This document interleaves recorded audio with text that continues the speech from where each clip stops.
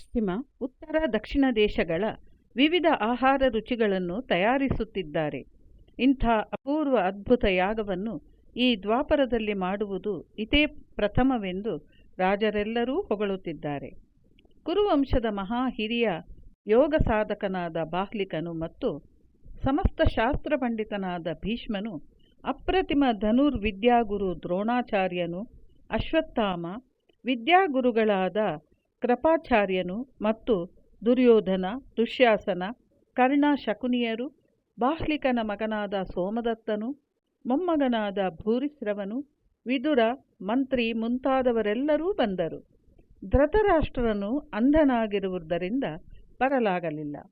ದ್ವಾರಕಾವತಿಯಿಂದ ವಾಸುದೇವನು, ಬಲರಾಮನು, ಕೃಷ್ಣ, ಸಾತ್ಯಕಿ, ಅಶೂರನು, ಕೃತವರ್ಮ, ಗರ್ಗಾಚಾರ್ಯನು ಬಂದಿದ್ದರು.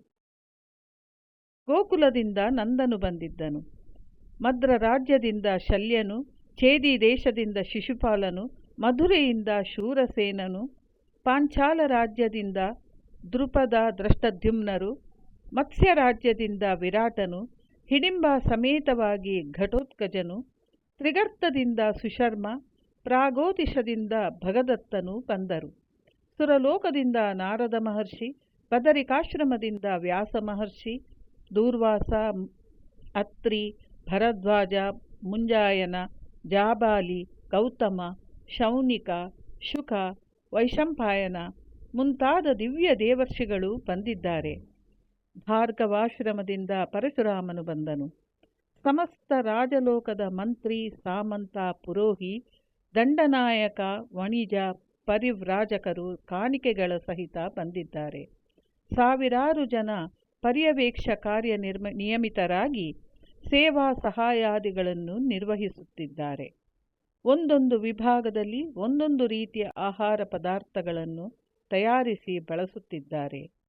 ಭರತಾವನಿಯ ರಾಜಲೋಕವೆಲ್ಲ ಇಂದ್ರಪ್ರಸ್ಥದಲ್ಲಿದ್ದಾರೆ ಎಂದರೆ ಎಳ್ಳಷ್ಟು ಅತಿಶಯದ ಮಾತಲ್ಲ. ಮರ್ಯಾದೆ ಮನ್ನಣೆಗಳಲ್ಲಿ ಯಾರಿಗೂ ಯಾವ ರೀತಿಯಲ್ಲಿಯೂ ತೊಂದರೆಯಾಗದಂತೆ ಅರ್ಜುನನೇ ಸ್ವಯಂ ನಿಂತು ಎಲ್ಲ ಕಾರ್ಯವನ್ನು ನಿರ್ವಹಿಸುತ್ತಿದ್ದಾನೆ. ಸಕಲ ರಾಜ್ಯಗಳಿಂದ ಬಂದ ಕಾಣಿಕೆಗಳನ್ನು ಇಡಲಿಕ್ಕೆ ಅಂತಃಪುರವೇ ಚಿಕ್ಕದಾಗಿದೆ. ಈಗ ರಾಜಸೂಯ ಯಾಗ ಪ್ರಾರಂಭವಾಗಿದೆ. ದ್ರೌಪದಿ ಸಹಿತವಾಗಿ ಧರ್ಮರಾಯನು ಪವಿತ್ರ ವಸ್ತ್ರಗಳನ್ನು ಧರಿಸಿ ಯಾಗಮಂಟಪದಲ್ಲಿ ಕುಳಿತನು.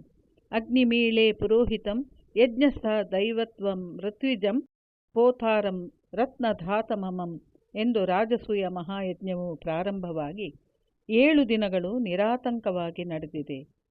ಬ್ರಾಹ್ಮಣ ವೇದ ಪಂಡಿತರಿಗೆ ಸುವರ್ಣದಾನ, ವಸ್ತ್ರದಾನ, ಗೋದಾನ ಇತ್ಯಾದಿಗಳು ನಿರ್ವಿರಾಮವಾಗಿ ನಡೆದವು.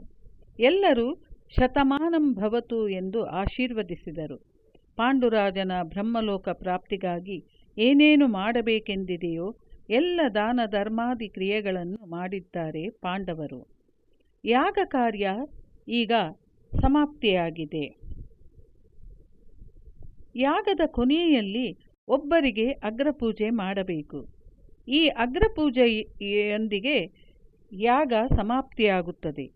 ಆ ಅಗ್ರಪೂಜೆಯನ್ನು ಈಗ ಯಾರಿಗೆ ಮಾಡಬೇಕು ಎಂಬ ಗೊಂದಲ ಧರ್ಮರಾಯನಲ್ಲಿ ಮೂಡಿದೆ. ಇದು ಮುಂದಿನ ಭಾಗದಲ್ಲಿ ಮುಂದುವರಿಯುತ್ತದೆ.